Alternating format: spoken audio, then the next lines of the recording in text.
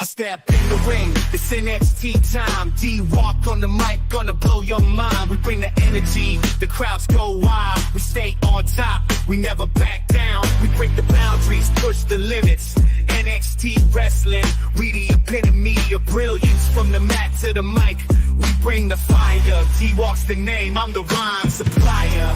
In a squared circle, we wrestle with passion, heart and dedication. That's our ultimate fashion.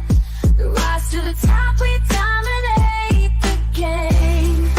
NXT superstars, we won't be the same. In the squared circle, we wrestle with passion, heart and dedication. That's our ultimate fashion. We rise to the top, we dominate the game. NXT superstars, we won't be the same.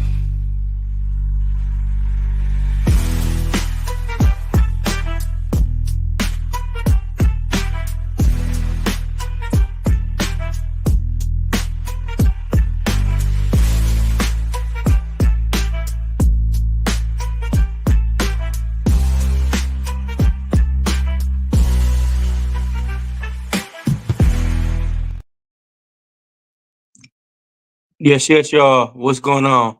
Welcome to the PWF NXT on a Wednesday with your boy D-Walk. I'm here to talk about NXT, and like I said, you never know what kind of guest I got coming up. So, like I said, you never know who gonna pop up. You never know who gonna knock on the door and everything. Look who I got. We've been asking about this man for a whole 2 weeks. Look who popping up. Hello, everybody. Who's that? Bless you, Joe. Who that is? Ladies and gentlemen, Mr. Invisible Man and Invisible woman here. Hello, hello. Yeah. What's going on, Joe BNCO? Ooh. All right. This was a really weird NXT, Dennis. Yeah. This was beyond I know Lexus King was in it, so automatically we get a kind of a weird D grade, but first off, let's ask the casual viewer here. We got a casual viewer, Invisible Woman. Yeah. What was your overall thoughts of the show? Just in general, before we even get started. It wasn't my favorite. I'll start with that. Okay, there you go. Keep it simple. We'll talk about That's for the casual view, ladies and gentlemen, and that's telling you a lot. Yeah. So, Dennis, take the love boat out to shore. Let's go. I don't know why I said that. Well, he's busy at the moment. NXT, I will say NXT has been having issues, which we will talk about as WWE as a whole. Their go-home shows before pay-per-views have been an issue. Mm-hmm. At least the last 3 to 6 months. Yeah. We were saying that off camera, ladies and gentlemen. Now it's on camera. That was on camera now, but off camera before we went. You know what I mean? Before live commentary. Yeah, pre-live commentary. Yeah. Now let's start off with tag team match: Last Legend and Lollipop Girl versus I forget the three girls' name. I'm just gonna call them the two vets and the young girl that doesn't really do anything. Henley and the other two. Exactly. Fallon Henley, JC Jane, right? Yeah. Henley, Jane, and the third girl who's a rookie. Yeah. Oh, I forgot her name. Yeah. Was it Jasmine Nix? Yeah, Jasmine. Yeah, exactly. Yeah, that's it. Yeah. Jasmine Nix. Showing off Last Legend's power, showing off that Lollipop Girl can do some. First off, she almost broke her neck. She almost did. She looked so shitty. Yes. She looked so shitty. Yes. Yeah. That clothesline off the top rope was so fucking weak and shit. I'm not She talking just about that. she needs to go off the fucking TV for a while and practice more. Off I'm TV. I'm not talking about that, Joe. I'm talking about the suicide dive to the outside and her neck almost snapped. Oh, I'm talking about the top rope spot where she did that top rope clothesline. It barely looked like she touched anybody, and she took a bump. Yeah. She hit a flop dollar.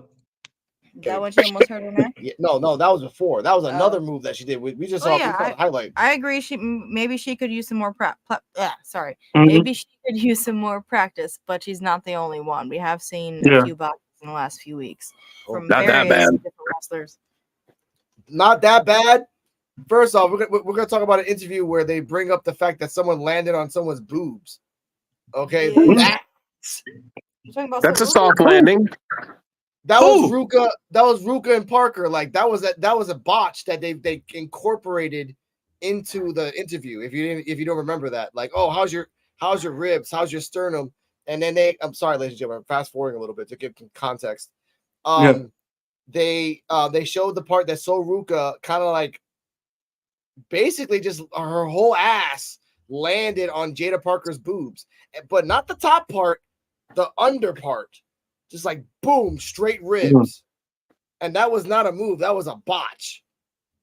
So I want to put that out there. But before that, yeah. Go on, Joe. That was a soft landing, though. What? So Ruka ain't got no ass. So Ruka got an ass, but not an ass to be like Jada Parker's. That's just bone on sternum, Joe. I've had big ass women, land on me. She did not mean to land on No, her she did like not that. mean at all. Jada Parker, like referees like that, and Jada Parker's like, oh shit. She mouthed the words, oh shit. Okay. Wow. I felt bad for her. But let's go If back. If she had bigger boobs, she wouldn't have had that problem. She had boobs. That's what I'm trying to tell you. Boobs only protect you so much, Joe. I am saying this as a woman. Exactly. Wow. It went back like 3 times. It wasn't. She didn't land exactly. On she landed under the boob, like right where the ribs, like right where the rib. What's that called? Like the underboob? Sternum. Sternum. Yeah, she landed on the sternum. Jada Parker. No, she landed like right on the top of her chest. Oh, it's the bottom of the chest. Oh, I'm pretty sure she landed like between her boobs and her neck. But I mean, she knocked the wind out of her, man. So she could have broken something. Yeah, but the box incorporated. So, but oh my god. Okay, back to the tag team match. Back to the tag team match. Science of boobs. Sorry. How much do they protect you? Anyways, I'm gonna clip that. Oh my god. Back to the tag team match. It was a good tag team match. Last showing off her power, but the numbers game, and that's what it was. 1, 2, 3 for Fallon Henley. I didn't like this match.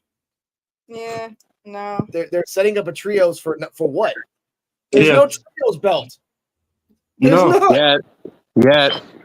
Oh, don't you got this yet, I mean, if we're sticking with the fact that Lollipop, we're gonna call her Lollipop. Yeah, call her Lollipop. Yeah, call Lollipop. If she needs some more training, fine. But like Lash deserves a win. So yeah, this was just a narrative game, and I wasn't into it.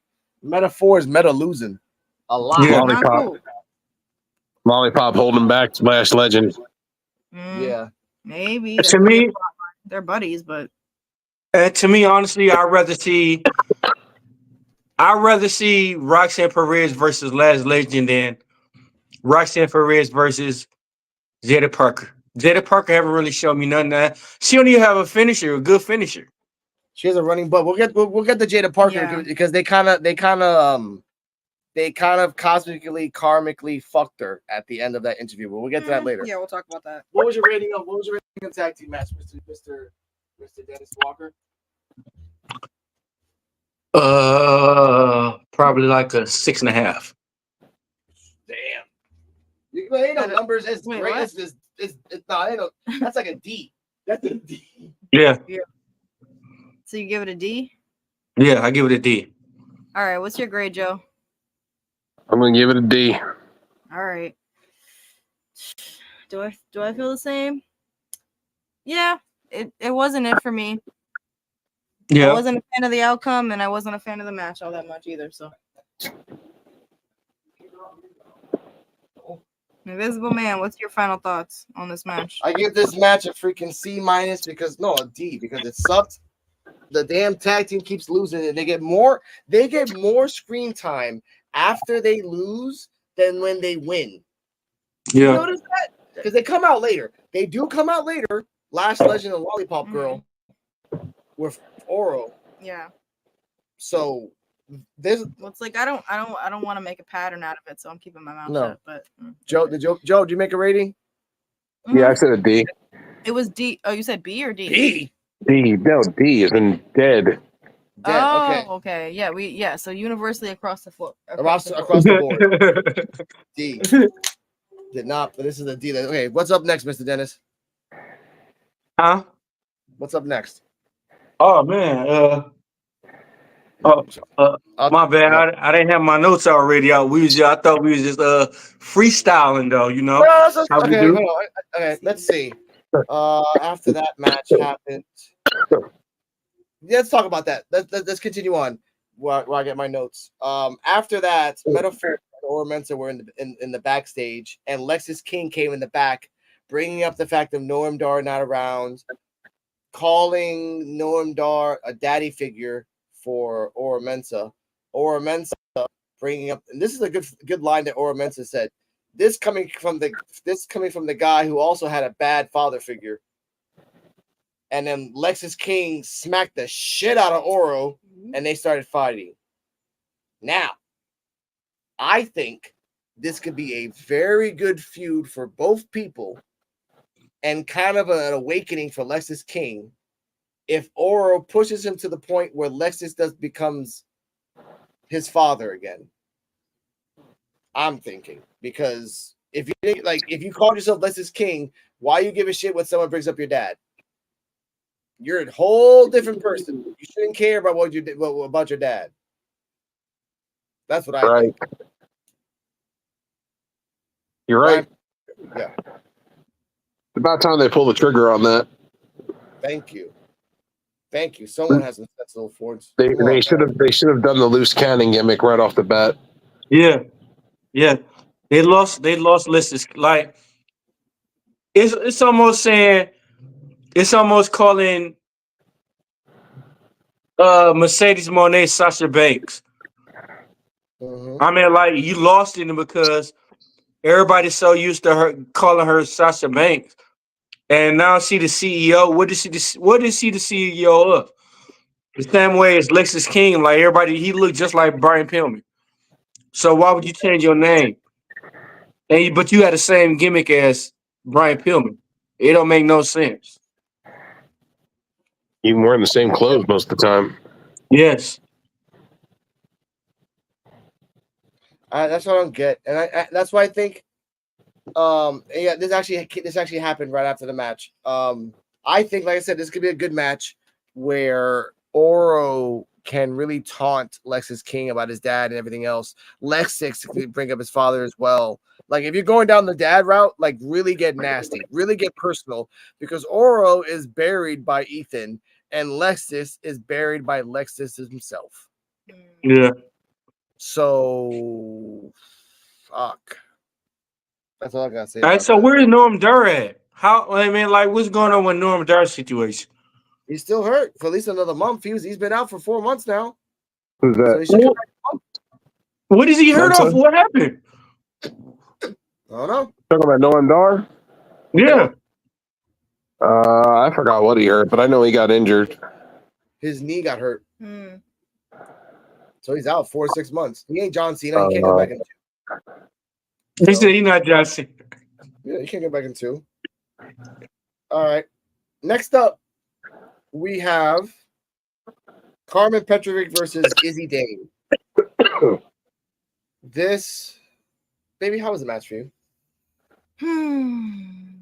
Well, it was definitely a lot of anger coming from Carmen Petrovic. I will say that. Okay. You know, this one was all right for me. It was mid, I would say. What are you guys' thoughts? Wow, you know what's funny? What? And shout out to Dennis because he always uses this. Bleacher Report gave it a C-. Mm. Literally what you just said, casual viewer. Boom, C-. Mid. That's what I was going to say. It was mid. Yeah. It was mid. Mid. Oh God. C-. Yeah. Hey, no, but I didn't tell y'all this. On my Twitter account. The real John Cena is following me. Really? That's dope. Yeah. Right. I woke up out my sleep and everything. Like, I woke up like 6 o'clock in the morning and looked like John Cena follow you. I was like, oh shit. Yeah. Congrats. That's awesome. Yeah, man, awesome. I forgot. I told you that earlier, but ladies and gentlemen, John Cena's following D-Walk for NXT Time with D-Walk on Wednesdays. Yep. Yeah. But baby, continue. Yes, what were we saying? Oh, I had the realization with Carmen Petrovic that, like, I thought she was cool from the outside, but then it's like the more you look at her persona, it's just a giant jumble of so many different things. Like, You got like samurai warrior and like kicker, Russian assassin vibes, and like I don't know. She's like a female Phoenix, except she's not Phoenix. If you don't get the reference, but Joe and Dennis get the reference. Like Phoenix can do all those kicks and shit. Excuse me, Carmen cannot. And in the end, she got with a roll up. She got with a bocce roll up that the body was going left, but the shoulders were going the body was going left, and the shoulders, like legs on top of the shoulders, 1, 2, 3. Yeah. This was, and again, Bleacher Report says it best. Hopefully, the two work out the kinks and get more time for future clashes. This feels like a major test on the upside for these two women, hoping to finally get a real spotlight. And I told my girlfriend this. Carmen Petrovic looked different before the backstage brawl and the parking lot brawl, and after, because I think she got some Botox on her lips and her face because she looks all like duck-like. Maybe. Oh, speaking of duck-like, Mr. Kane the Destroyer. Whoa! Oh! What's up, Kane? Hey, Kane. Long time no see. Whoa! I shine so hard, just like a gym, because it is I, and I am him. What's going on, man? How y'all doing, man? We good, brother. Man. Hope y'all didn't mind. I sent the man an invite. I figured maybe he might want to jump on. Of course. Welcome back. The band's back Oh, together. man. Welcome back to the team, bro. Man, y'all know I love this shit, man. I miss this shit so much. Y'all just don't know. Hey, man. And how we do it, though? How we gonna do it? Man, we gonna give you 10 minutes of shine, man. Spit your, what's going on, man? Spit your, how you say it? Spit your angerism out. My angerism. You want me to spit my angerism out? Okay. Spit your angerism out. You know what? All right, well, fuck this shit. I started off then, goddammit. Okay. Man, okay. Hold on. Before I get started, what you want me to speak about? Because everything, whatever you want to speak about. Whatever you want to speak about. Okay. Man, I got a lot going on right now, but it's cool though. But I do want to talk about this shit with Jordan and Rosemary. Rosemary popped up out the blue and shit. Yeah. Mm-hmm. Rosemary popped up out the blue. What the fuck is going on, bro?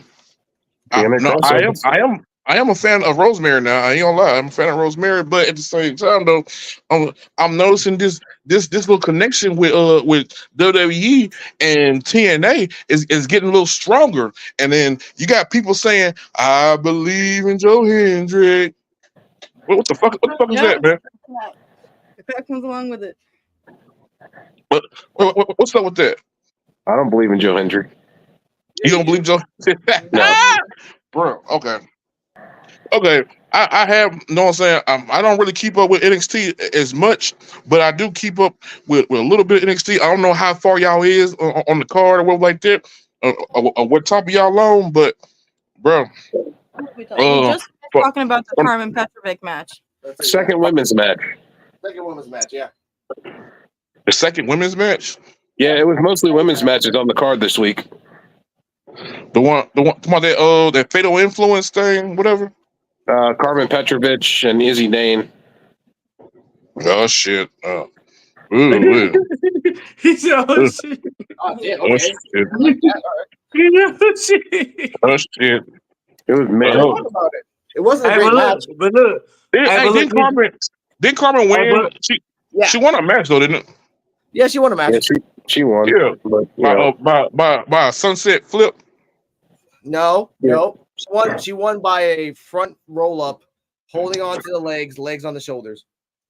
Hands on your head as I walk through. Oh, my fault. That was what I was thinking about. No, but it's you the angry black guy, so you get to speak on whatever you want to speak on. So Man. It's your light, like it's your time to shine, like whatever. Man, I can't really shine how I want to because I don't follow NXT that much. But I do like what's going on with you know what I'm saying? Okay, I got no problem with the women's division and stuff. I got a little crush on Miss Parker. Miss Parker. Hold on, come on. I had a crush on Miss Parker until I seen that wig fly off. After Not that, the wig. The wig flew off. That's a piece, man. That's a piece. The piece flew off, bro. She had a fade just like me and you. No shit. It was not cool. She Jada Pinkett. Yeah. She's Get Jada what though? Pinkett. Get what though? What? Get what though? I tear that ass up. I pull the wig off my damn self. I pull that motherfucker off my damn self. Tear that ass up. Wide open. Man, Like nothing going you on. gotta have something to grab though, man. Like you gotta it's nothing to grab though. Like it's no fun, bro. Come on. You got shoulders. What the fuck are you talking about? Head, What? shoulders, knees, and Talk to toes. him. What the fuck? Pick Talk to something, him. grab Talk something. to him. Boy, I tear that ass up. I don't care about no damn hell. Yeah. Hey, what her thick ass? Yeah. Let's talk about Jada Parker. All right, Yeah. let's talk about Let's talk about the interview with Jada Parker and Roxanne Perez. Jada Parker had an interview, talks about her D1 history in volleyball. And if you notice in volleyball, her butt was a lot smaller. So I guess when she got to WWE, it just got bigger. Fine. I respect that. More donuts and catering. Yeah, a lot of catering, a lot of running up and down the stairs. Word. I said that to myself. I'm going up 16 flight of stairs myself sometimes. I understand why they did the interview. I understand that after the interview was done, Roxanne came out. Roxanne said, look, everyone's doing a little story now. Thea Hill, this person, talking about their own things. In the end result, I always win, and I'm the prodigy. Then Jada Parker said, you know what? You're talking too much. I'm about to slap your face. Roxanne Perez said, do it. And she did. And she got up and went bow. Yep. The part that I hate is the fact that when she was walking away, she looks off into the distance and says, oh, you're here too? You can get some too after No Mercy, and walks away. Kind of hinting that could be Stephanie McCurr. Word. So that, and my girlfriend was watching this and she didn't know what was happening, and my face visibly got angry because you just devalidated. No, I can't. For me, it devalidated her whole speech and the whole slap, because once you stopped, you looked at somebody in the distance that we did not see and said, I'm going to whip your ass too. When you know that whoever's in the distance is going to be the new champion, you just set that shit up. You set your shit up for failure for No Mercy. So you're automatically going to lose, and you set it up. That's what I told my girlfriend. That's what I fucking said. Baby, what do you think of the interview since you saw it from a casual viewer's perspective? I thought it was entertaining, but after the end of the interview, it's obvious that Jada is just a placeholder for this Stephanie. mystery person. Stephanie, yeah, that was lurking in the shadows. Mm-hmm. Not Thea Hill, who deserves the fucking another title shot. Yeah, that part I'm like, why are they bringing somebody else from the outside to win an NXT belt? And it's a good point you made that like TNA and NXT are getting very buddy, like to the point that it's like, are you guys gonna merge or something? You're gonna swap. You know, you're gonna 4 exchange student program us. Like they already that are. Shit. They already are. In the sense of like, well, go on. That's what it seemed like. That's what it seemed like. A foreign exchange kind of thing going on, man. Because they've been fucking with each other kind of tough, bro. Kind of tough. Because I'm not against it, because that opened up a lot of stuff for a lot of matches, bro. We need an invasion. Not the invasion. We need an invasion. We need something to happen that's going to be catastrophic to bring eyes to the product. Yeah, exactly. That's not going to happen, though, when you have Julia or Stephanie McCurr coming. They're not from TNA. They're not in TNA. They're brand new. This is the Asuka and Kenta type thing all over again from NXT. When those two came in, they were the hottest shit. No one else fucking mattered, which I feel bad for Roxanne, because she has been doing her legacy for the last 2 fucking months that we've been watching and busting ass. Not really busting ass, but just showing out every pay-per-view. She's a pay-per-view. Alex, the problem with that is the fact that they can do it the right way. They could start the fucking invasion angle, and then the women's side of things can be at a disadvantage to the TNA side, and then they can bring in Stephanie McCurr and Julia, saying we recruited some outside sources to help us because we needed the help. True. And they bring in McCurr and Julia to help them overcome TNA. That could work, but that means someone's losing the belt. Someone's losing the belt, man, because they Somebody can't loses. you again. Okay, I would say if Joe Hendry wins the belt, they would have to make it to where TNA causes Ethan Page to lose the title. Yeah. And then they would have to have Trick and other people from NXT get Ethan's back. Regardless of the storylines, pretty much storylines get wiped aside at that moment. Yeah, but wouldn't that put if that happens, wouldn't that put Ethan Page as a baby face again? It might. No, only because of Page, if Ethan Page hires a hitman from TNA, for example, to come in to take out Joe Hendry to make sure Joe Hendry doesn't win. We'll get to that match when we get to that match. Let's go on to the next one because I think Kate saw this. The D'Angelo family versus the No Quarter Catch Crew. Before the match, No Quarter Catch Crew was doing their thing. Ren was saying, "I'm the reason that you won the belt, the cup," so they took out that. The Angelo family was in the background saying, you guys did a good job beating the crap out of the Catch Crew. Two random thugs from Jersey came out of nowhere and said, "Hey, we have something to talk about." He said, "Look, later, after the match." Boom. Yeah. Match starts. Good 3-on-3 match. The two thugs from Jersey come out again, tell D'Angelo something, and he leaves. Yeah. And at the end of it, No Quarter Catch Crew loses, which I was surprised. You don't really see that when like your manager leaves, you usually lose. They didn't lose, and Crucifino looked really good. Oh yeah, dude, she fucking did a nice, beautiful suicide dive. No, Crucifino, the big dude who kind of looks like Roman Reigns. Oh, okay, yeah, I know what you're talking about. He's pretty good. Yeah, he's young, but he's pretty good. Yeah. All eyes are going to be on him soon. So okay, so so it's basically a mixed trios match. Yes. Long as they don't have no trios championship, man, I'm cool with it. You know that's eventually going to happen. Yep. I hope not. All these trios. There's too many. There's too many trios right now for women's and men, so they're gonna have to mix it up. But I will say this. I will say this though. Sorry, Kane. I do like that Bleacher Report said this. At the very least, it's time to get Stax, Crucifino, and Rizzo wrestling more regularly. It feels like most of the family had done nothing for months ahead of this match. And that's true. They haven't done shit in 2 months until No, and they're all talented. Yeah. Everybody got talent. But let's get except for Lollipop Girl. Except for Lollipop Girl. Invisible Woman, what do you rate this match? The family versus the Catch Crew and the Dawn left. Oh yeah, this match. Yes. This one was actually pretty good. I thought that the D'Angelo crew was badass. Yeah. Especially the woman in Rizzo. red. Yeah, Rizzo. I liked when she flipped. Honestly, the Catch Crew is a bunch of cheaters, in my opinion. So I don't mind them getting their ass kicked. And the D'Angelo crew, like, they worked in unison, man. I respect it. So, and Ren, I don't know what her problem is, man. She's violent. She's going around smacking people. Yeah, she was smacking all the guys and like, why are you smacking me? Stop smacking me. Don't be a bitch. Yeah, that ain't cool. When Rizzo's like, oh, you're gonna come at me, I'm gonna flip your ass. Exactly. I did that also. She said, I feel like slapping a motherfucker today. Oh my god. It was a good match. Yeah. The segment after that was good though.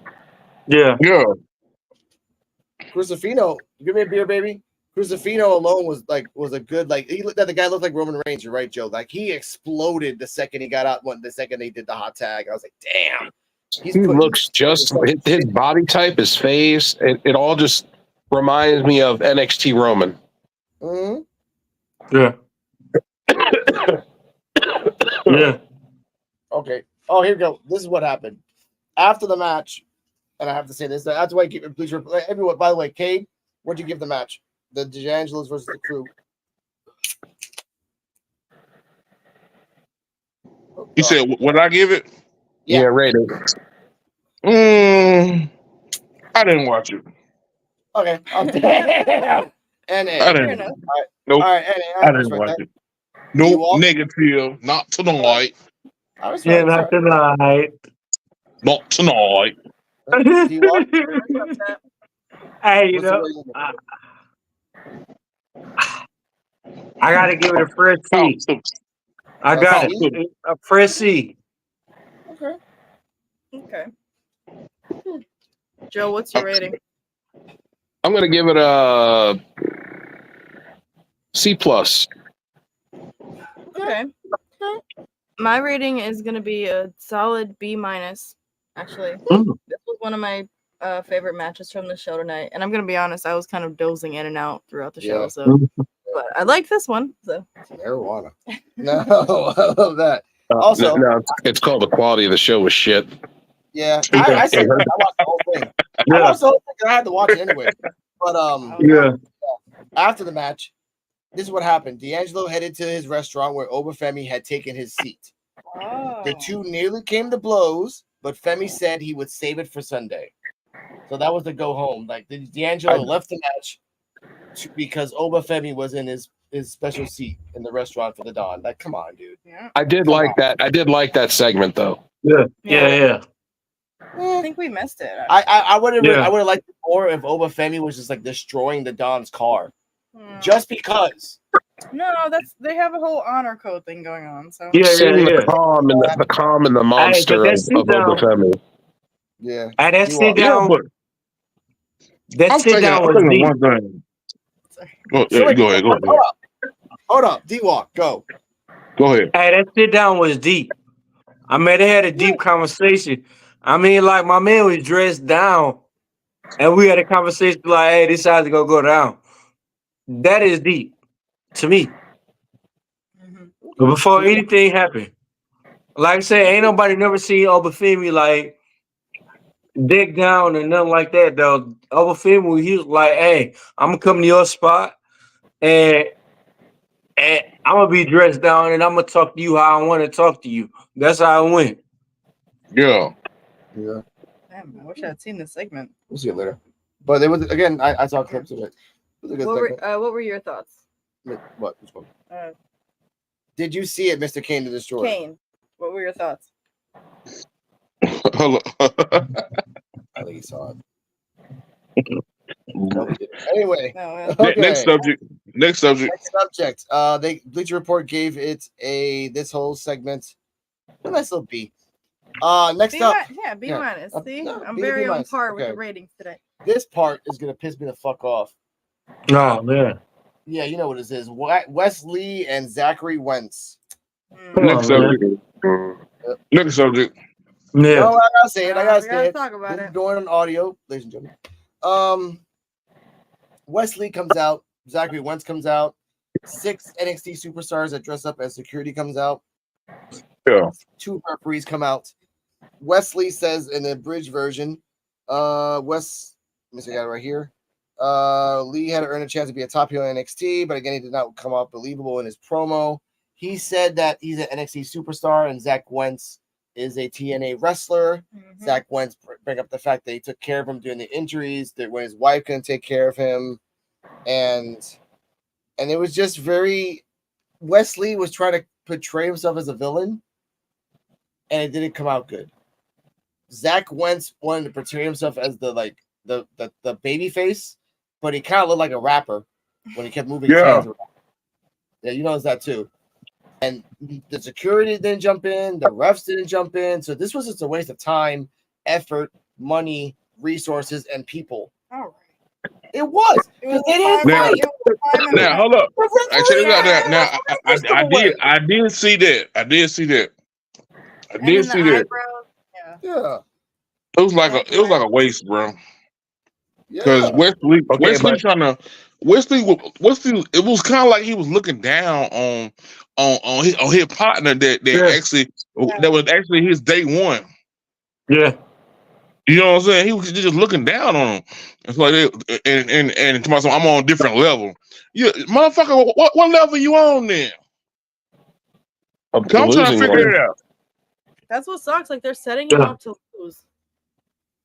So here's the biggest thing that I got from that whole thing, from that whole shit show that they did with that interview with the two of them, was the fact that if you didn't pick up on it throughout the entire thing, Wesley was shitting on TNA. Oh yeah. Shitting on TNA. This is why I said the battle lines will be drawn very shortly for this rivalry between TNA and NXT. Yeah. Now, I can believe that shit, man, because the way he did it, he just sounded like he was just way more superior to bruh and bruh and bruh. It was crazy because to me it's just kind of hard for me to believe that he's a heel. To me, he gotta come on with it a little bit more. Yeah. No, he does. That's You're what right. I'm saying. Like, he's not a heel to me. I wanted him to be a winner, you know? Yeah. They're swiftly turning him the opposite direction. Man, I mean, to me, it's just kind of hard to believe that he's a heel. It just because he's very bad at it. I mean, he tried and stuff like that. He trying, but at the same time, I just little rascals. Come on, man. Come on, bro. Yeah. Zach once said it, like, he's the most sensitive person on the planet. So yeah, and during that whole thing, that what bro said. He said you the most sensitive motherfucker here. True. True. And man. Yeah. And here's a part that Bleacher Report, and none of us have said this, that Bleacher Report kind of put on here. Add on to it that it does not help that Trey Miguel has been almost forgotten in this story. Wesley super kicked him in the face, and not once in this interview was his name brought up. In this whole interview, you kicked your friend in the face. Nothing. And you're right. The more they crap on, and it's a weird thing. In one segment, you crap on TNA, but in another segment, people love TNA because of Joe Hendry. So it's a very thin line. Joe's right. It's a very thin line between making a war between TNA and NXT and then just like polar opposite shitting bipolar girlfriend at a party. It's like sometimes she's happy and at the end of the party she's throwing shit at you for no reason, just because you just grab some chips at the same time next to her girl. Next segment. Next segment. Personal thing. So shit happened to me, bro. Anyway, Rosemary. Yeah. Oh, okay. They got a C, by the way. Next segment is next segment is Kaylani Jr. versus Rosemary. Kaylani demands Wendy Chu to come out. Wendy Chu comes out on the screen, points someone to go out, and it's Rosemary, which I've only seen my second time watching her fight. Joe, you're more of a Rosemary aficionado. Please explain this match because I don't want to say because I remember the whole match. And this thing only lasted about 5 minutes, and this was a very sad 5 minutes. Rosemary went through a lot of changes in her career. Yeah, but she is a recognizable female wrestler, not only in TNA but just around the world. People know who Rosemary is around the world, and I feel like Rosemary, as talented as she is, I feel like they kind of overshadowed her and let Kalani Jordan get a win. But at the same time, they didn't have to do that. They could have had an interference to where it wasn't a clean victory. Kalani could have won by DQ. They could have had Wendy Chu beat the shit out of her, put her in the choke or whatever. And we could have got the same results that we got with Rosemary not losing the match. Exactly. Talk to him, bro. Talk to him. I mean, it doesn't make any sense the way that they did things. No, it did not. Not at all. Not at all. And that was one of the matches that I watched because I'm a Rosemary fan, and Rosemary, she can go, bro. Yeah, she can go. Yeah. And I told y'all last week Rosemary was going to be on NXT this weekend against Kalani. But look how she lost. Look how she lost. Shittily. No, it was not. It was just more of her putting motherfucker over. Yeah. And bro, man, Rosemary can go, bro. Yep. She always been like that. In percentage wise, this was a 80-20 match. 80 Yeah. Kaylani, 20 Rosemary. And it was really fucking sad. The only cool thing that Rosemary did in the match that we both saw, that Kaylani did a drop kick while she was on the floor, and then she propped herself back up like a little zombie thing. I'm like, oh, that's pretty cool. And that's it. And Kaylani did her special on Rosemary's legs. Not her body, Yeah. not her torso, but her fucking legs. Go on, girl. Yeah, I mean, Rosemary was all right in this match. This was my first time seeing her, and I was like, low-key have faith. So, not a fair rating. If that's your first time seeing Rosemary, man, you're gonna have to go and look up Rosemary. Rosemary is a beast. Yeah, I will.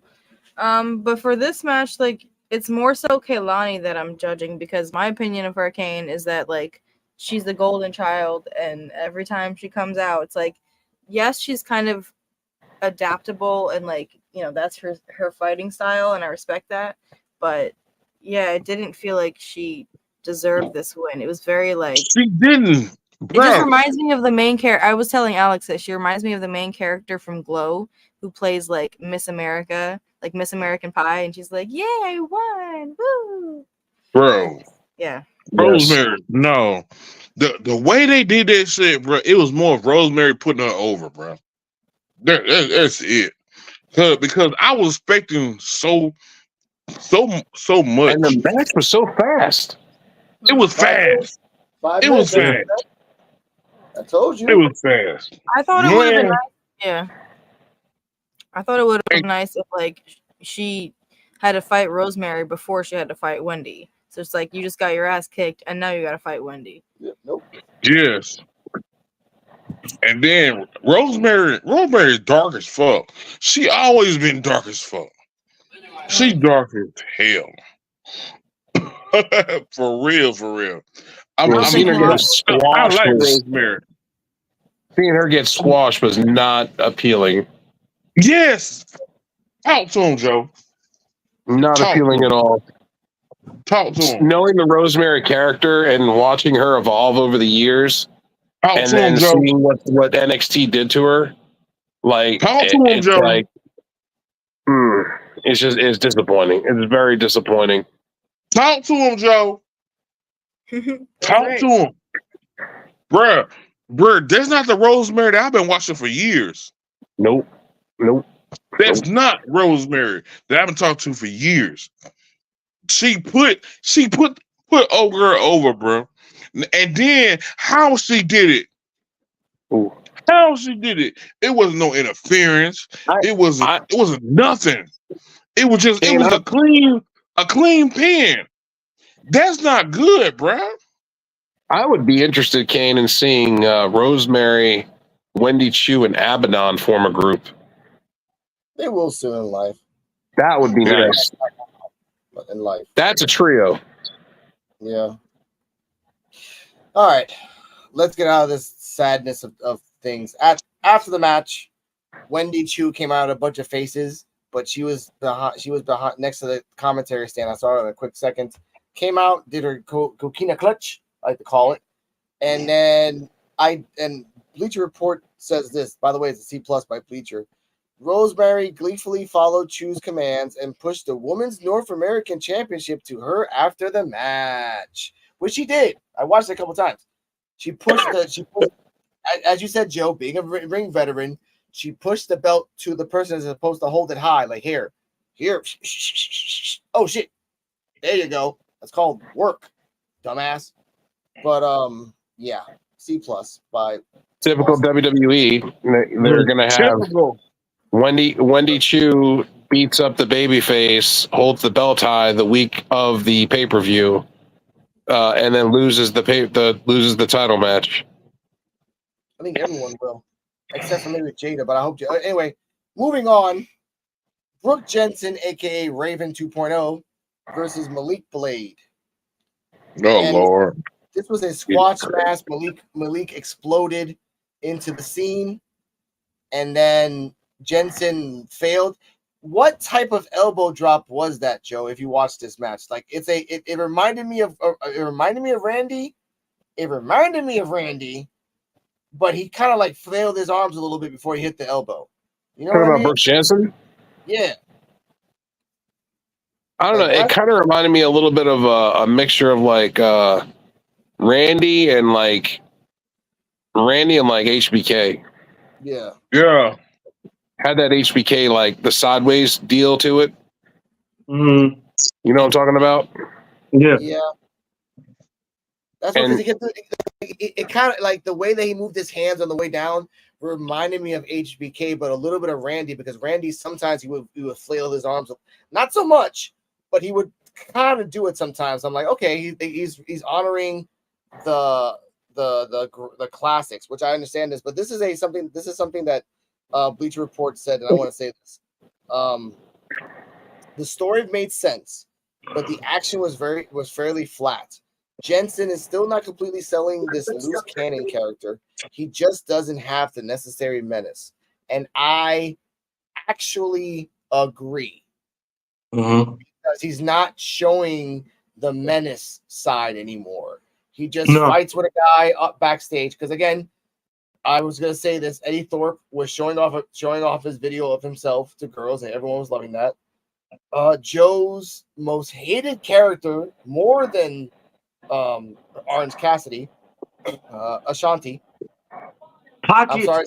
I'm sorry. I'm sorry.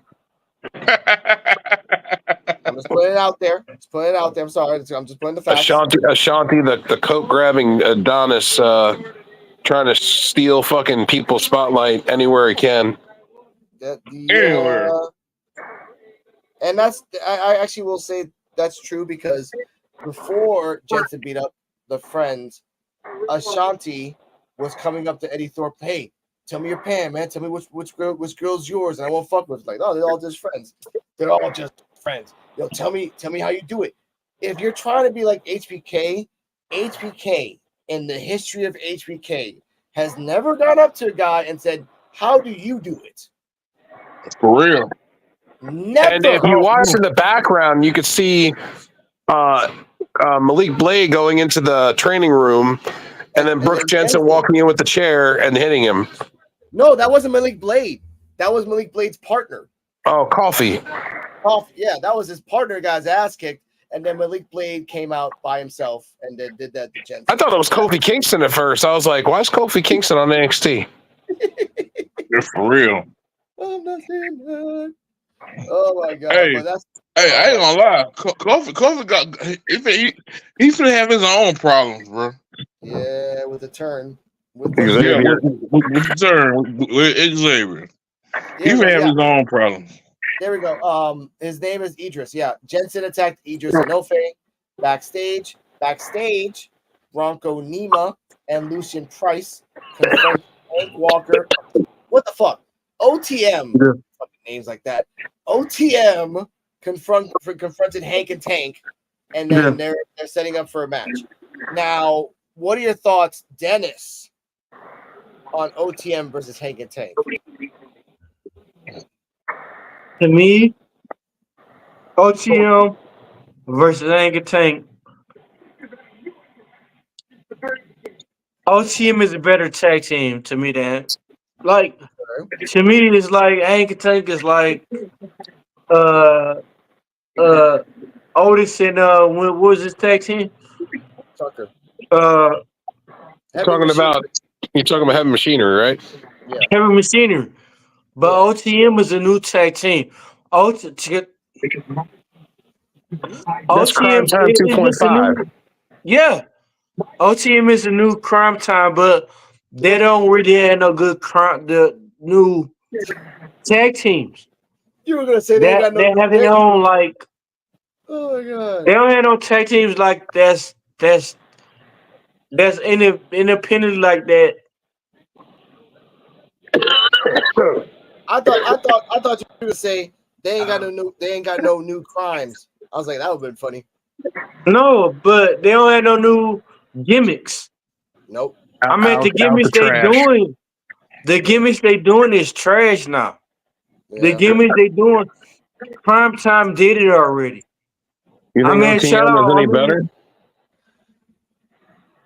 Shout out, like, we seen Crime Time. Me and Joe, we seen Crime Time. We seen the Grime Squad, man. We seen all that. We OVW, we seen all that. Like, it's nothing new that we seen. Guess what? You know what the similarities are between all of them? Most of them never won a championship. No. JT, and it made me mad because I been like Joe. Ooh. I've been trying to get like, you know, Joe, you seen JTG, he got his own YouTube, and I've been messaging him, and I've been sending him messages and everything, and he never replied back. But no, I'm not tripping off that because we trying to get back to before OVW. Like, he never mentioned anything about OVW when he wrestled Brandon, and he wrestled Brandon a lot. But it's just weird though. Like, when wrestling is wrestling, Brandy is part of wrestling. Mr. BKNY is part of wrestling. Yeah. Am I right or wrong, Joe? Yeah. And nobody mentioned him, but he's part of wrestling. He's a legend. But like you've seen in WWE, they go for the young, hot, gimmicky teams that don't make any damn sense. Because remember, this is NXT, home of the vaudevillains, heavy machinery, the dubstep cowboys. Pretty deadly. Yeah. Damn sense. Pretty deadly. Yes.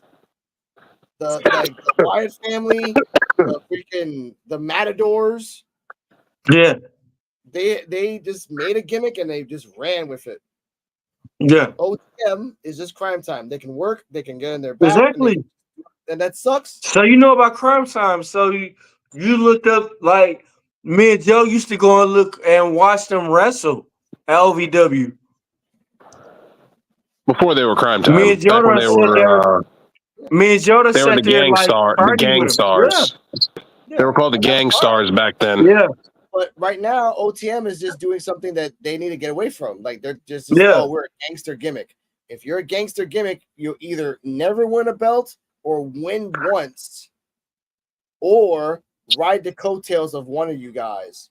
So right now, in the conversation they were having with Hank and Tank, they were riding the coattails of Jada Parker, just fighting, almost ready to fight, like Roxanne. Like, don't do that. Like, do your own fucking shit. Don't be like, like I said, Jada. Like I said, Crime Time is underrated. Yeah. They should have won the tag team titles. Yeah. They probably will, probably not, because I don't. Who the fuck is the tag? Oh yeah, Chase U of the tag teams. Yeah, so that's, you know. Speaking of Chase U, no, but Crime Time should have won the tag team title. They should have been. They should have beat Deuce and Domino. But like I said, on the other hand, like the era we grew up in, like the Spiral and all of them was great wrestlers right there. Mr. BKNY, Prime Time, them was good wrestlers right there in our era right there. Yep, Tony Mann. It would never. Well, I guarantee you, I promise you. West Draven, Tommaso Ciampa was in that set. I guarantee you, Brandon, Mr. Kaplan, BKNY, he was a consistent wrestler. Everything he did was consistent. He made sure, like, his finisher was dope. He made sure, like, I got this, my finisher was to a pinpoint. He deserves his flowers. Am I right, Joe? No, you are. I just talking about NXT right now, though, man. We're talking about. I know it's love for wrestling, but he would have been. But he would have been a good part of NXT. Yeah. He would have been killing it right now. I think they would have tried to dumb him down too much. Yeah, And you guys can talk about that on the PWF on Saturdays at 9:30 p.m. Check us out on all channels. All right. So next up, Nate. I actually like this Chase U University segment backstage. I do like that the sweater guy, I forgot what his name was. Every segment they're bleeping him out. Like last week was holy shit. This week was like, we motherfucking did it, guys. I'm like, okay. You're really just pushing it in there. All right, cool. I like that shit. Talking about Duke Hudson? Yeah. No, not Duke Hudson. The one that has the sweater. And like always has a Chase, you talking about him. Yeah. Andre Chase? I was watching those games. I was like, they never bleeped before. In the last two promos, they've been bleeping. And they usually start with him. Like, that's pretty cool. So that came out. This guy, the one guy that just came to the Chase University, the one that Rich Holland. Rich Holland said that as long as he has the championship belts, he will never leave Chase University, and he will always have their back. And no matter what and whatever it takes, they will keep the belt for as long as they can. Nathan Frazier and Axiom came out, said that, I used to be the flag bearer, you know me, but this little university is going to be crumbling down when we win the belt, and no mercy. We have no other appointments. We're not doing any speed challenges. We're not going after any cups. We're not going after any belts. We're going straight for the tag team where we're 100% focused. Joe, do you think, obviously Rich Holland put implications of a heel turn because he said in plain black and white, as long as he has the belts, he'll stay with Chase University. So, do you think they're going to lose the belt? Kind of like a hot potato situation here. And then we'll go across the board. If they lose the belt, it's going to be Andre Chase takes the pin. Rich Holland snaps. And all of Chase U turns on Andre Chase. That could work, yeah. I mean, I think they should turn on Duke Hudson and the other guy.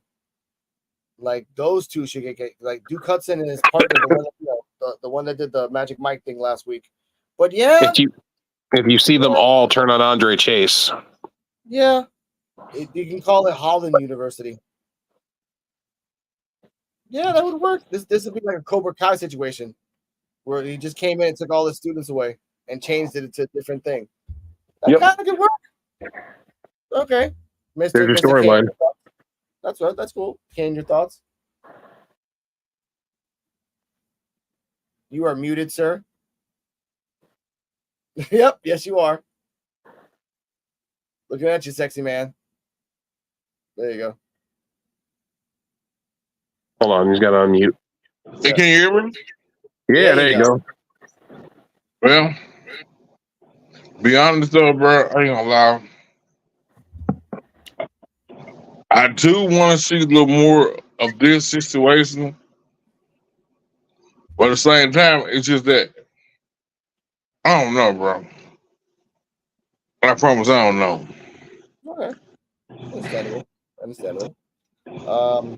Mr. D-Walk, your thoughts on this segment and Rich Holland's betrayal?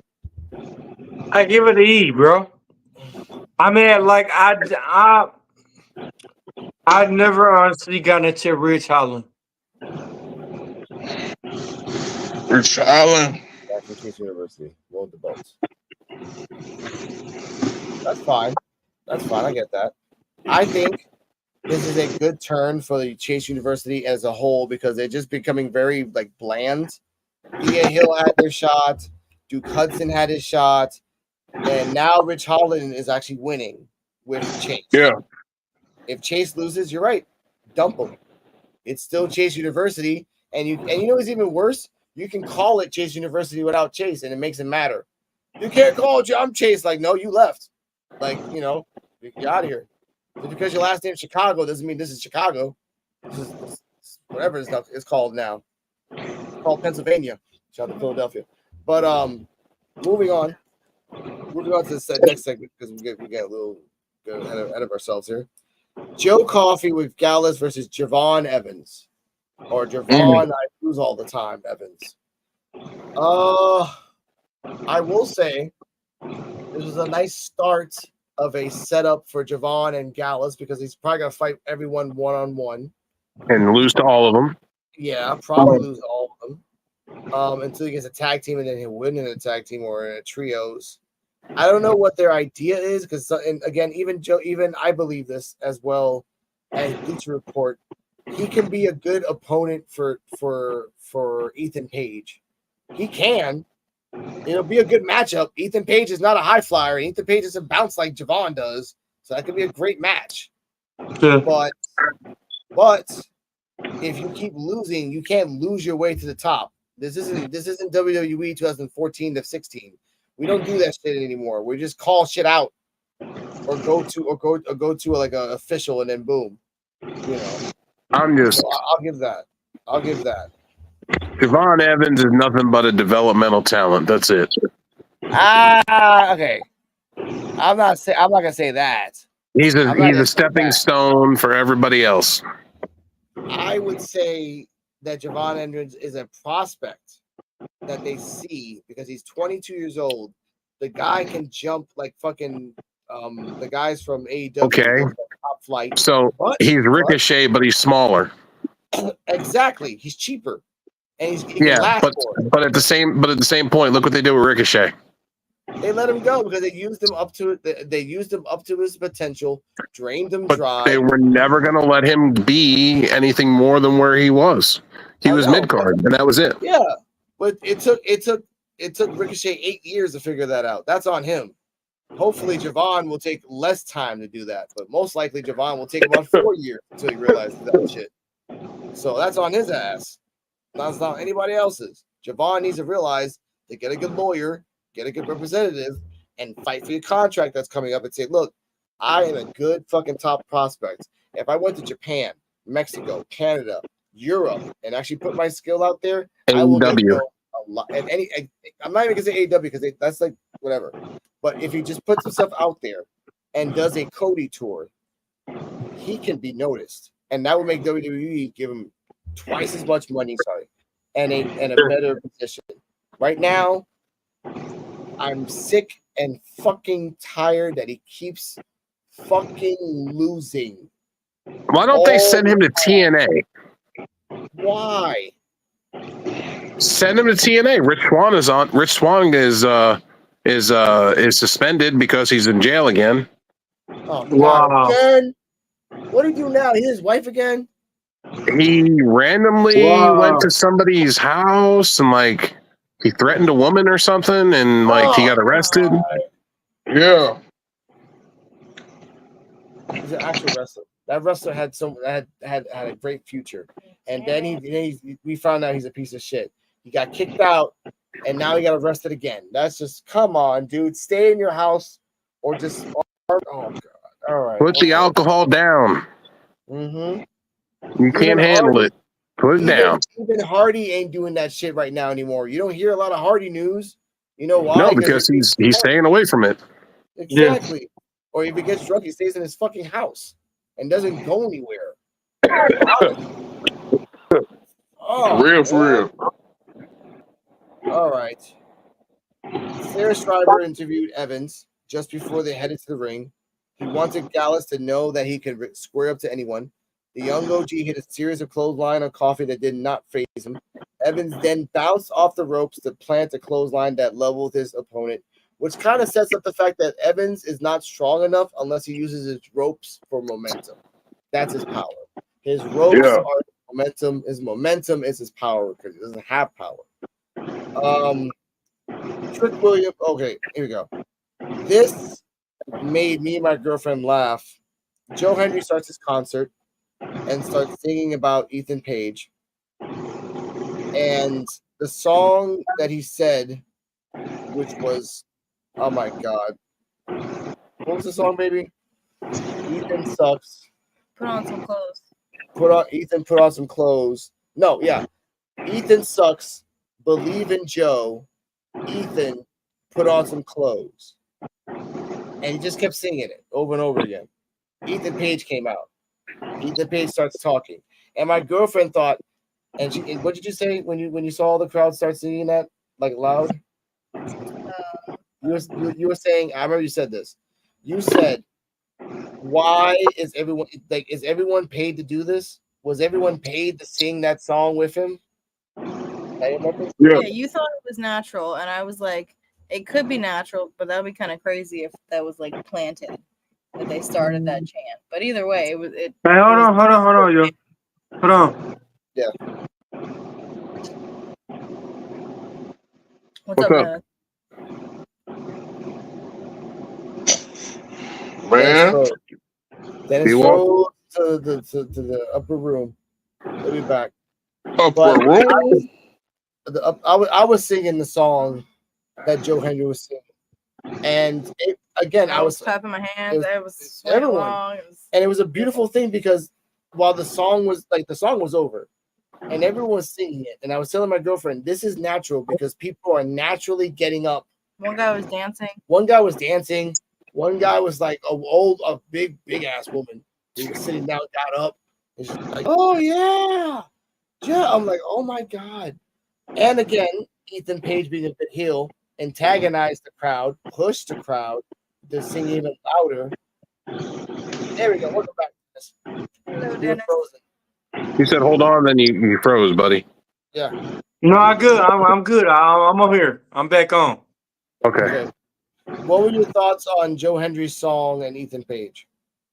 Yeah. Before the special person came out.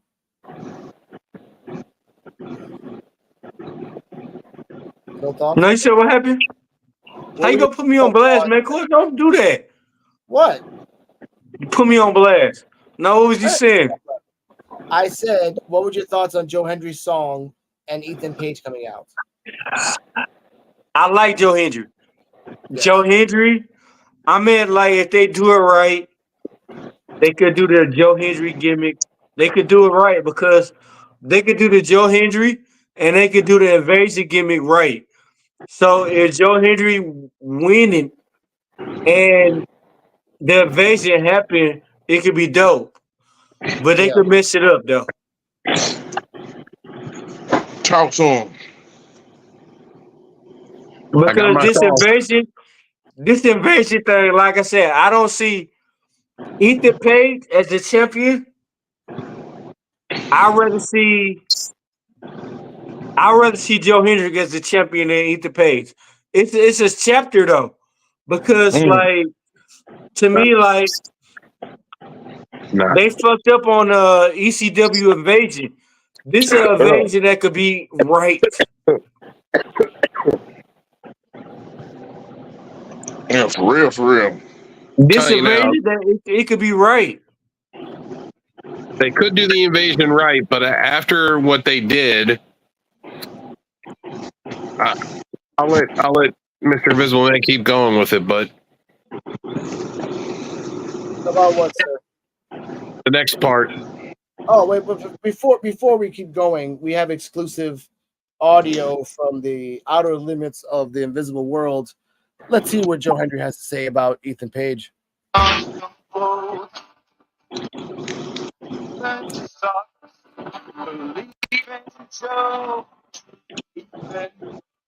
on some clothes. Everyone,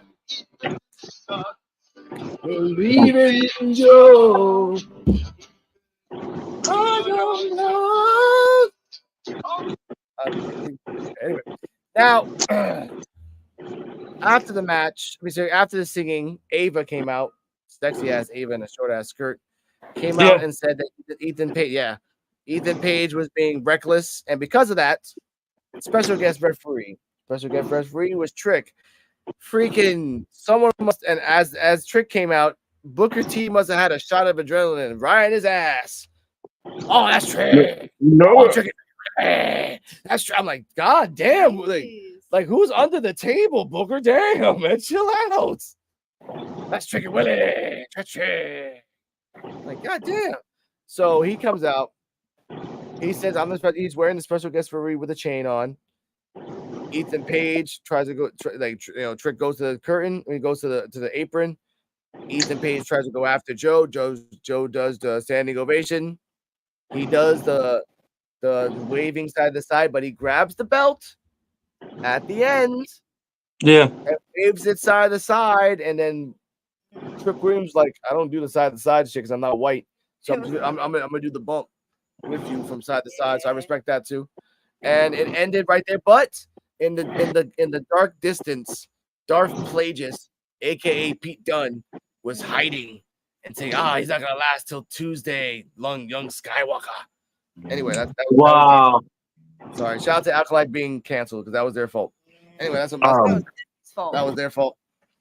I'm going to tell you that the invasion angle I'm looking for is not going to happen because by putting Trick in as the special guest referee, I feel like they're going to fuck over Hendry. Yeah. I feel like Hendry's going to accidentally hit Trick. Trick's going to accidentally fucking give a trick shot or something to Hendry. And then fucking Ethan Page is going to get the W. Hey, so but what if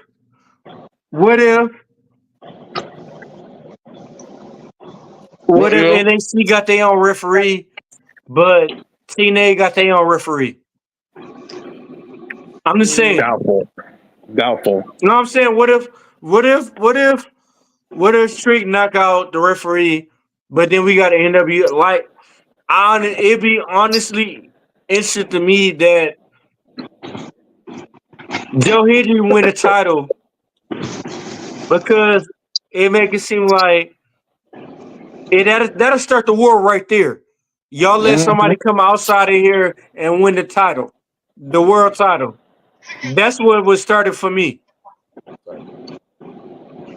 The part that I want to say real quick is this Bleacher Report said this, and this is a key point in what they mean in this.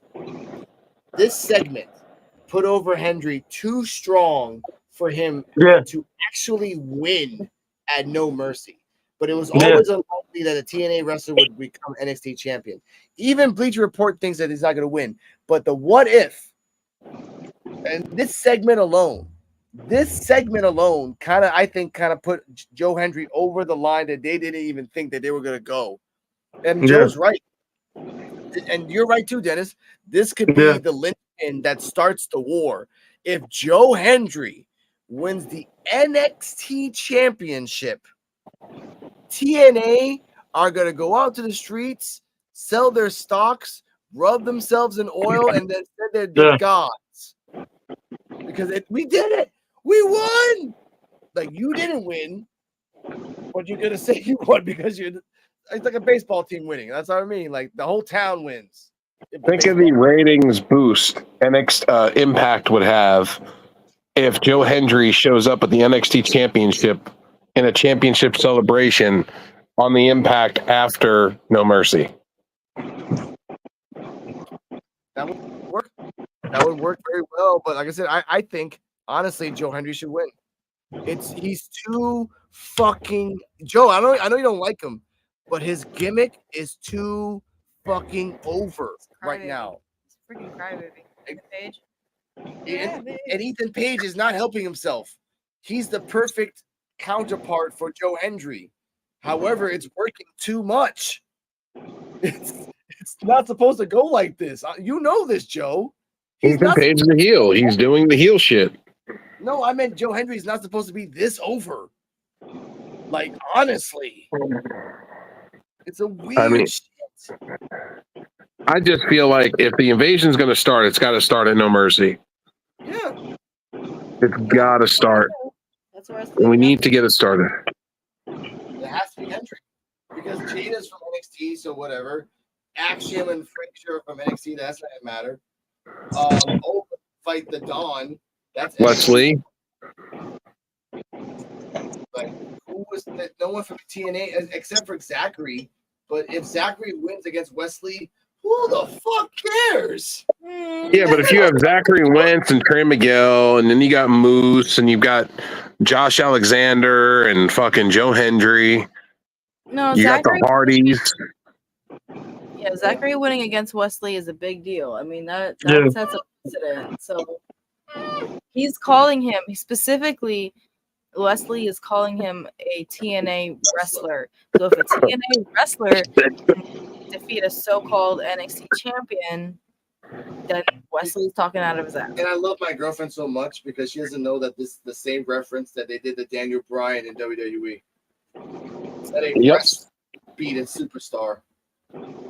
They're just copying something that's almost 10 years old. It's crazy. Think about it. He did the same shit in AEW as well. Yeah, same thing. Yeah, same thing. Wrestling is always recyclable. You take one story, you just keep doing it over and over again until Professional wrestler and a what is it? A sports entertainer. Yeah. So that works. I mean, I think Joe Hendry should win. I think Roxanne should win against Jada Parker because I don't want her to win. I don't give a shit about her ass. Roxanne Perez is too talented to lose to Jada Parker. I think Roxanne Perez Thea Hill Part 2 should happen.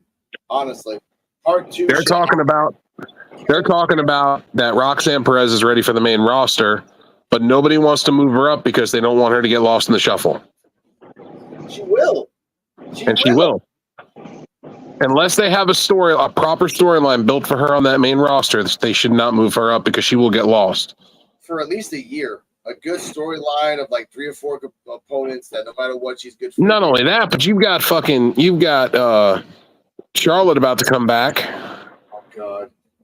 I mean, you've got that, and then you also have fucking all these other people that are on there.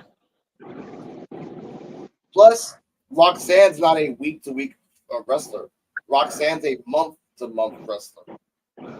She doesn't work. She could be a week-to-week wrestler.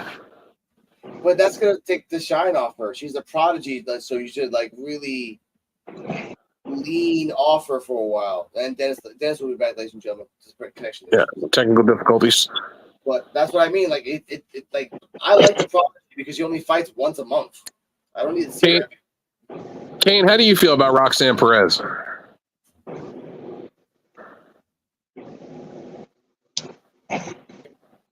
Kane. He's thinking about it. Okay, Yeah, he's thinking about it. Bro. What's up? Yo. What's up, my man? bad. I don't know what happened. I had got bad reception or whatever. No worries. No worries. We're talking about Roxanne Perez, and I feel like Roxanne Perez is going to lose that title to Cora Jade when she comes back.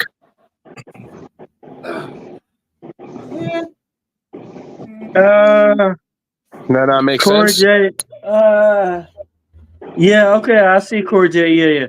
But like to me, when that Jada Parker confession, that was nothing. Yeah. Jada Parker is like she's not ready. No, she's being pushed into a spot that she's not ready for. The best person so far to me is Thea Hill. Thea Hill was the counterfeit to that what Roxanne Perez was doing. Yeah, and they had a great match. They had a great fucking match. Like it was a standalone. Like that was one of the best matches of that pay-per-view, and they know that. And what do you do to Thea Hill? You bury her with the tag team story and chase her. Like, oh, dude, like let it go back. And again, what makes this worse is that after Roxanne beats Jada, she has to fight either Julia or Stephanie, and one of them will take the belt. Yeah. So that's what sucks. No matter what, one of them is going to take the belt, and your reign as a champion prodigy will be over. You go up to the main roster, and like Joe said, if you get lost in the shuffle with so many fucking superstars up there, like you're fucked. Yeah, you is. Welcome to the main event with Natalie. Sorry, with Natalia. Yeah. You don't need that, man. You don't need that, honestly. But Invisible Woman, what are your thoughts on Roxanne Perez as a whole? What do you think her future should be? The record's almost up. I it'd be cool to see her break a record. But I do agree that Thea Hill deserves a chance to fight for this belt again. I think she deserves some more time in the spotlight, even if it's not her time yet. You know, Roxanne has had the belt for like far too long, so I think far somebody too else long. She's about to break. deserves a chance at it. She's about to break a record for that reason. That's why, like I said before, when someone has a record, they usually keep it till after the record's done, and then that sucks. But then that kind of like dilutes the wrestler's power in a sense. But again, you got the Thea Hill, you got to the wall, and now you're gonna fight a big booty girl. Yeah. Hey, look. Again, Hey, look. Give me 10 minutes. I'm finna step right out for like 10 minutes. Keep talking. I don't want y'all to lose conscious because I'm gonna jump back on. I'll be right back. All right. All right. Go ahead. Yeah. I don't know. I just feel like Roxanne. Like I said, I feel like Roxanne Perez, like we were just talking about. I just don't want her to get lost in the shuffle on the main roster. Yeah. She's too talented to get lost.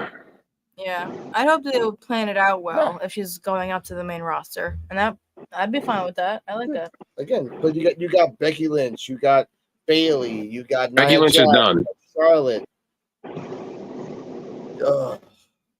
Becky Lynch is done. Yeah, but there's too many freaking random girls up there anyway right now. You got Rhea Ripley, you got Liv Morgan. Charlotte's on her way back. You got Jade. You have like a whole bunch of people that we don't fucking Bianca. need right now. Yeah. Like again, Roxanne Perez is like the same height as freaking Bailey. No, she's smaller than Bailey, but she's like 5'3", 5'2". She's like a short. Zelina Vega. Yeah, about the same height as Zelina Vega, more or less. So I never really considered Zelina Vega, and she's Puerto Rican too, which is kind of sad. I never really considered Zelina Vega as a wrestler. She's a good wrestler, like as a manager wrestler against guys, but as a wrestler by itself, I can never consider her a champion. Roxanne Perez is a little different since she's always been like a counter wrestler. I like that, but you got to fight. Zelina's not bad in the ring. She's actually pretty decent when they give her a chance. Exactly. But then again, you got Tiffany Stratton also, and you got Natalia. Not Natalia, but Nia Jax. Yeah. Tiffany Stratton, I believe, is going to be the next champion. Why? Because she's talented. That's why. She's over. She's over. She's over with the crowd. She's over. Even though she's a fucking heel, she's still over. And if she turns on Nia Jax, she's going to be even more over. Yeah, I guess. I mean yes, that is true. That is true. That's gonna happen once. Nuclear baby face type shit. Yeah, and that's why I don't like. That's why I'm like, I've never liked Nia Jax as a whole. You know that, and now seeing her as repeated the ring, double down as a piece of crap. Then on top of that, it's just bad. I don't want to fucking see that. And Roxanne Perez being in that area with those type of people, like you can only go SmackDown, Raw, or tag team. That's it. That's all you can do. SmackDown, Raw, or tag team. So putting her in Raw would kind of help her a little bit, but not so much. Putting her in SmackDown would highlight her wrestling abilities, but you have so many random people there, you'll have maybe one segment a week. She has that anyway in NXT anyway, but just when she comes out, is impactful. She says her shit, she leaves. If that's her shit in SmackDown, then you know what? Just copy paste and get the fuck out. So just get out. That's all I don't know. I don't know, man. I'm just NXT is just. They need to do something to turn a corner again. I feel like they're losing momentum. And now is not that time you want to do that when you're about to debut on the CW in October. Yeah. We'll see if that changes after No Mercy, though. Yeah, because they're supposed to debut the first week of October. They're going to be in Chicago. CM Punk's going to be on the show. Yeah. And then the following week, and week 2, is going to be in St. Louis, Missouri, and Randy Orton's going to be on the show. Yeah. They're pulling for keep pops because of the hometown guy being on the show. Yeah. I think they'll make a turn and surprise us with something. Hopefully. Yeah. Whenever they move people around in NXT, it gets kind of sloppy for a little bit. Like when they took Braun Breaker to the main roster and they took Carmelo to the main roster, it kind of left a hole in NXT for a little bit. Yeah, I guess. I respect that. But like I said, I just hope that they try something new. But let's talk about Trick and Joe Hendry. Like I said, I think I was talking to the Cardella about this. I think the way it's going to go, you talked about it, but it's a little bit different in my mind, where Dunn comes out to stop Trick and then stops Trick, right? Knocks him out, whatever. That's why Joe Hendry can't win. He wakes up Trick, and then Trick tries to do the count and then fails again, which then pisses off Joe Hendry, which kind of like he pushes Trick to be like, hey, wake up, do your job, which then pisses off Trick. Trick does the trick shot to Joe Hendry. Ethan Page wins, right? And that will start off Joe Hendry with the fight. Mr. D walks back. There we go. Welcome back, sir. He's not there yet. He's not there yet. He'll be back. I would enjoy if they did. I would enjoy it if they did more of an. Me personally, and I know this is probably not going to happen, but I would enjoy it more if we saw more of an invasion angle, to where we see TNA wrestlers coming out, interfering in the match to help Joe Hendry win, where Trick is knocked down and Joe Hendry's knocked down, and you get a couple TNA guys like Moose and Josh Alexander that come out and beat the shit out of Ethan Page, and then drag Joe Hendry and put him on top and leave. Damn. Yeah, could be. It would give Joe Hendry it would knock Joe Hendry off of his high horse just a little bit, because he's a baby face. It would give him a little bit of that heel heat, but not all of it, because he didn't do it. He didn't know it happened. Mm-hmm. You know what I'm saying? Yeah, I can get what you mean. Yeah, I can get that. It's just, that if this war is gonna happen, it needs to happen now. It needs to happen like right now, ready to go. Let's fucking go. So it needs to get started, so it's ready for when they do the switch to the CW. That's what I want to see. Because, and that way we could showcase TNA talent on broadcast TV. Mm-hmm. And I just need to figure it out, man, honestly. I'm tired of this. Yeah. Waiting for Mr. D-Walk to come back. So the Invisible Woman will step out. Before we go, and we have a little bonus here, what are your thoughts, Mr. Joe? And I know Mr. Kane is off into the outer world, but what are your thoughts, Joe, on Face Off Part 2? Which one? I mean, which one? There's only one Face Off. Talking about the movie? Yeah, they're making a Part 2. About time. Wow. Okay. I thought you'd be mad about that. Okay. No, about time. They left it. They left it to where it was possible for a sequel. Castor Troy died. So you think? So I think, yeah. It just got confirmed. Someone said you still have his son, and again, they did adopt his son, so you can put where his son kind of snaps, then goes to his dad's grave where they preserved his whatever the fuck they preserved his face because obviously movies, and then he puts his face on his like the son of you know what I mean, Nicolas Cage's face on his son, and then I don't know how they're gonna incorporate John Travolta because he's an old ass guy, so how the fuck is that gonna work out? But I'm very happy, but it's not gonna be John Woo that directs, so. Not him. So that's not good. I mean, I don't know, man. Let's put it out there. I just saw that today. I was like, okay, something different. So it's going to be a new guy. Yeah. So speaking of movies, what do you think about that new Transformers that's coming out?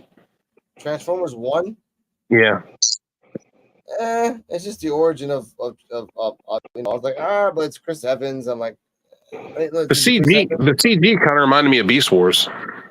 It kind of does with the graphics. I get that, Yeah. but I was like, you know, I get that, I guess. I didn't even know the shit was coming out until I saw the preview for it. I was like, what the fuck is this? I hope it's good because again, they're really cash grabbing as much stuff as they can. Let me see, here it is. Face Off 2 is coming. I have it right here. Damn. I shared it on my page. I don't know if you've seen it, but I did share the new trailer for Sonic 3. Yeah, I haven't seen that yet. Here we go. Oh, here it is. On my page, I shared the preview trailer. Nice. No, I'll see it soon. I haven't seen it yet. The director is Adam Wingard. He did Godzilla vs. Kong, Godzilla and Kong, the new Empire. He did The Guest, and he did You're Next. So I guess that's not terrible. No, it's not terrible. It's not terrible. It's not great, but it's not terrible either. So not terrible, but it's not great. I mean, yeah, because these guys are old, like old. I'm like, come on, man. But, Face Off 2, starring Arnold Schwarzenegger and Sylvester Stallone. Yeah. It's kind of weird, you know. Like Spider-Man 4 is coming out. Like Spider-Man 4 is supposed to be filmed in 2025. With Tobey Maguire? Yeah, in 2025, yeah. Dan Trachtenberg's next Predator movie, Badlands, is now filming in New Zealand. You know, a lot of, like Ryan Reynolds shares Gambit post-credit scene teasing Chan's return.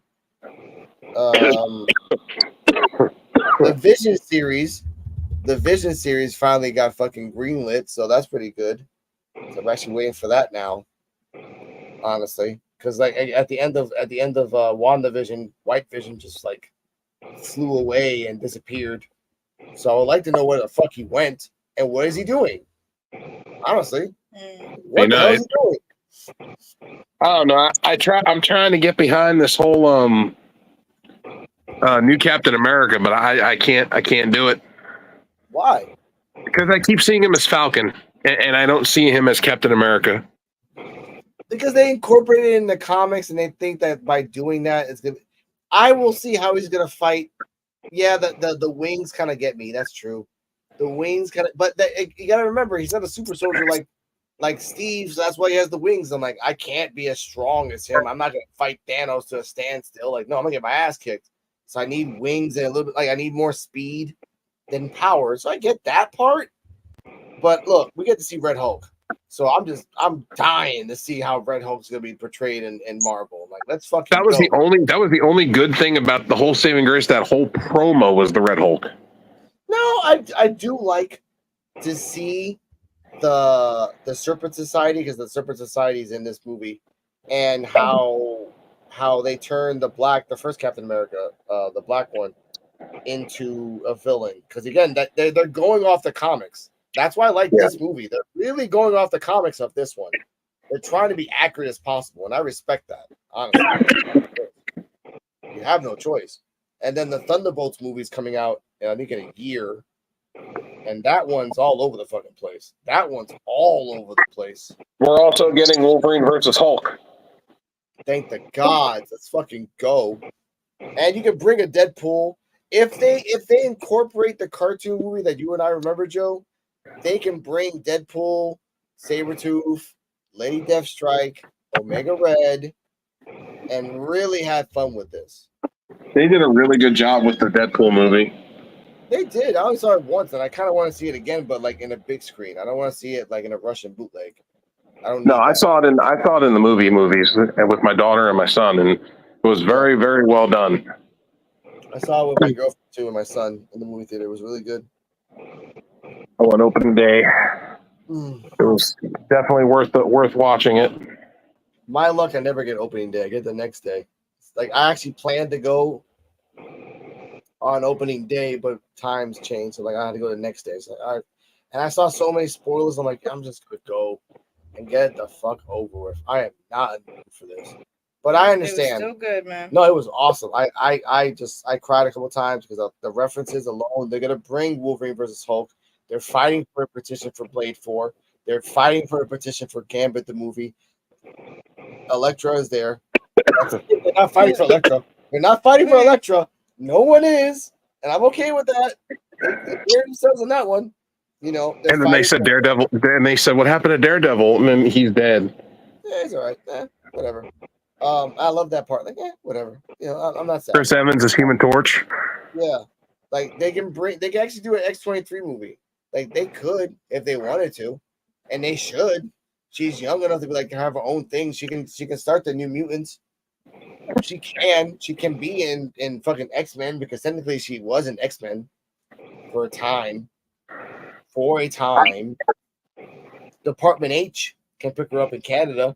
You know how Canada loves Wolverine. Yep. So I was surprised that Hugh Jackman signed on to do more movies. Well, he did. He is signed on. Yeah, he's already. They offered him a lot of money. No, they already confirmed. He's gonna be in Avengers. Not Doomsday, but the other one. Well, Thank you, Ryan Reynolds. Yeah, that's where Disney's budget is going. Is for all the big faces. Yeah. I mean, if it wasn't for Ryan Reynolds, though, I don't think he would have done it. Yeah, that's true. Hugh Jackman would have done it. Like, there's no amount of money that they can throw Hugh Jackman. Yeah, Ryan Reynolds is a very convincing guy. Yeah, he has a lot of cool friends, and I do like that Wolverine's he's coming out for Avengers in the future. Boom, that's fine. Deadpool, I do like that too. Red Hulk, we gotta get Red Hulk, so we get to see that. We're also getting a new Fantastic Four. True as well. We get this evil Robert Downey Jr. Dr. Doom, which is fine. I respect that. We're also getting who was it? Chris Evans, I think they said, is playing the Green Goblin. Ooh, I like that. Captain America as Green Goblin.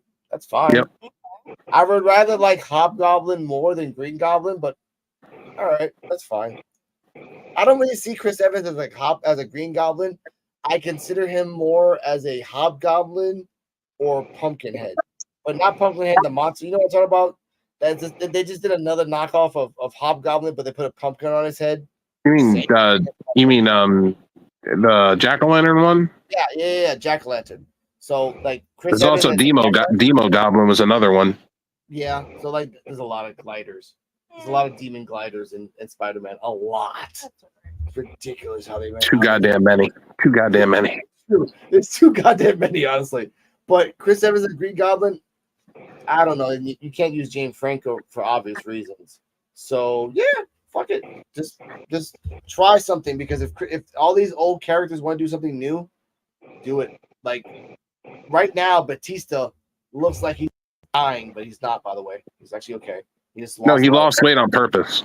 He lost weight on purpose, and you can put on a character like. You get one guy from The Boys, and you switch him as one of the guys from Copperhead from the Serpent Society, and then right now Marvel as a whole has a lot, and I mean a lot of loose ends they have to deal with. They have to deal with the Skrulls. They have to deal with They have to deal with the magic shit they did in Shang-Chi. They have to deal with the freaking. Well, they don't have to deal with Kang anymore. They wrote that shit off. But the new Venom comes out in a few months too. Oh god, that's gonna bomb. Really? That's gonna bomb. I enjoyed Carnage. I kind of did too, but it wasn't. Again, it wasn't. I don't know. There's something about this movie. They make it more comedic. I'm like, Venom doesn't have to be comedic. Venom can just be fucking Venom. Just depends on which Venom you're going after. Charismatic, I would say, but I guess, but like, and the same thing is they're doing it in a different universe. So when by the time this movie happens, this third one happens, Peter Parker's like a teenager, and not even like a teenager when he has Spider-Man. He's just like a preteen. So I feel like they're going after Lethal Protector Venom in the movie franchise. That's fine, but like, if you're setting it up that you bring him in for Avengers, because like all these characters are coming in for Avengers. Well, you like it or not, you're setting this shit up all. Because if you're bringing Robert Downey Jr. as Dr. Doom, that means you're going to do the God Doom storyline. And if you're going to do the God Doom storyline, you need all these characters to come in so they can all get killed once and then brought back to life and then the fight again. I'm fine with that. I'm genuinely fine with that. But make it make fucking sense, honestly. And I like the actor that plays Venom also. He's good, Eddie. I forgot his name was. He's good. He's shit, I forgot his damn name. He was Bane. He was in the monster movie. Yeah, I don't remember his name. But he's good. Yes, he is good. He's a good actor. He's a very good actor, and I think he portrayed Eddie Brock and Venom very well. Yeah, but like you said, like you got all these movies coming out, and like, it's okay. There's nothing great coming out. I know that in 2025, it's going to be like not even the golden age, the platinum age of shows. Because in 2025, you'll have The Boys again. You'll have a couple of other shows. You'll have What If. You'll have Marvel. You'll have a movie. You'll have DC coming out with stuff as well. By 2025, you'll have the Creature Commandos from DC Comics and movies. Batman 2 is coming out in 2025. 2025 as well. I don't give a shit what people say. I like the clips of Batman Cape Crusader that's coming out on Amazon. I respect it. I watched it already. I think I saw it already. Yeah, it just came out like about a month ago, and it was a whole like 40s style of Batman, which I like. That's just like Batman Year One. Batman Year One has always been the 40s. Like, there's never been special about it, so I like that. That's kind of what I liked. That's kind of what I liked about the new Batman movie. With I don't like the guy that played Batman, but I did like the way that they did the movie. Yeah. It was almost like the beginning of Batman, where he was clumsy and he didn't really know what he was doing. Yeah, Year 1 to 3, Batman was really fucking clumsy from Year 1 to 3. Like, and they showed that in the movie, like the actual live action movie. They showed his clumsiness, and he was like zipping across and like hit a wall. Yeah, and I like that. So I respect that. And then all these new shows coming out, all these new movies. It's the time to be alive. And Mr. Dennis, I've done 10 minutes and I am tired. I gotta go to the expo in about 6 hours. Sorry, about 7 hours. You know what I mean? We gotta get dressed, do my hair, makeup. Yeah. All right, guys. Me too. It's been fun. It's been Thank fun. y'all for being here. Been fun, guys. Of course, we will. We'll take pictures and videos like always and set them up. I want to give a shout out. Here comes Dennis. I want to give a shout out to Dennis, the Dennis D-Walk. I want to give a shout out to Kane the Destroyer. I want to give a shout out to Joe BNCO. Saturday, we will talk about movies, trailers, random shit. Psycho Sid's passing, rest in peace. And All in. And All In, yeah, All In. We'll talk about All In and talk about what we thought about. Fantastic show. It was. It was very long, like usual, but well done. Well done by AEW. It only had 2 matches that fell below a 3-star rating for me, and I mean the rest of them were all above 3 stars. Yeah, the singing, the matches. Final countdown by Daniel Bryan in UK was fucking beautiful. He won the belt in front of his daughter and son, and Brie Bella being there, whatever. It was beautiful. It was beautiful. And MJF and Ospreay was amazing. Someone made a good point. We have Ricochet and we have Zack Sabre Jr. in the same fucking company. And Nigel McGuinness. Yeah, okay. And Nigel McGuinness. Sure, Nigel McGuinness. She came out of retirement at all in. Yeah, that. But ladies and gentlemen, they were in the ring at the same time, though. And Okada. That was beautiful. Yes. All right. Let's get out of here. Stay healthy. Stay happy. Remember that NXT time with D-Walk is on Wednesdays at 9:30. And when we talk about NXT, Check us out on Spotify, Apple, Google NXT Time with D-Walk, hashtag. And remember, if you can hear us, see us, smell us, and taste us, that's D-Walk in all those 5 damn senses. Good night, everybody. Wear a condom. It's only $3. Not even that expensive, for God's sake. In the ring, we won't back down. Don't appreciate it, but we wear the crown. Wrestling fans, we rise, we won't be tamed. The underdogs, fight, and we still.